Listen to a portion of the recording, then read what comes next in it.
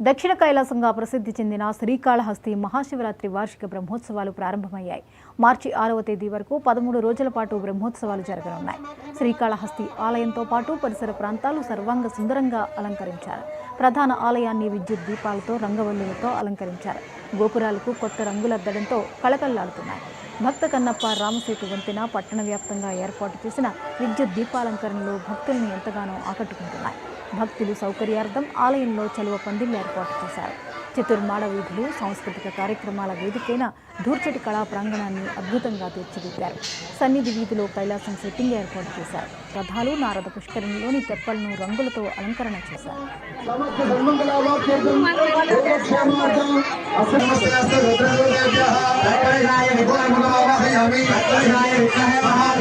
कैलासवासी भगवान श्री कालहस्तीश्वर शिव करोत नित्य कल्याणम करुणा वरुणालयः श्री ज्ञान प्रसूनांबा समेत श्री कालहस्तीश्वर स्वामिने नमः।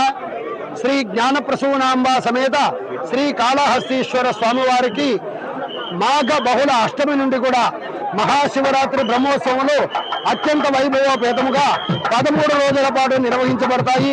అందులో భాగంగా కూడా ఈ రోజు మొట్టమొదటగా శ్రీ భక్త కన్నప్ప స్వామివారికి ప్రదోషకాల ముందు ధ్వజారోహణ కార్యక్రమం నిర్విఘ్నంగా కొనసాగింది.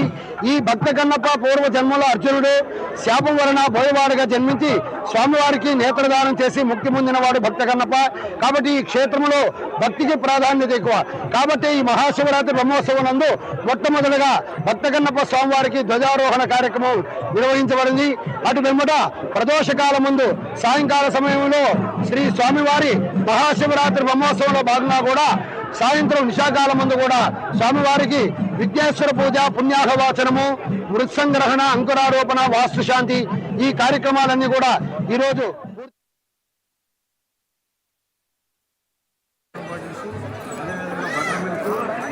అన్ని రకాల ఏర్పాట్లు కూడా పూర్తి స్థాయిలో చేయడం జరిగింది. అదేవిధంగా ఈ సంవత్సరం 50 రూపాయల టికెట్ క్యాన్సిల్ చేశారు. కంప్లీట్గా ఉచిత దర్శనము 200 టికెట్ అండ్ 500 టికెట్ ఆ 3 మాత్రమే ఉంటాయి. టికెట్ కూడా అన్ని ఏర్పాట్లు బీజేపీకి సంబంధించి కూడా సామాన్య భక్తులు పెద్ద పేరు వేయాలనేది ఈరోజు ప్రభుత్వం నిర్ణయం. బీజేపీకి కూడా స్లాట్లు పెట్టాము. స్లాట్ పెట్టి వాళ్ళకు కూడా మంచిగా సామాన్య భక్తులకు ఎటువంటి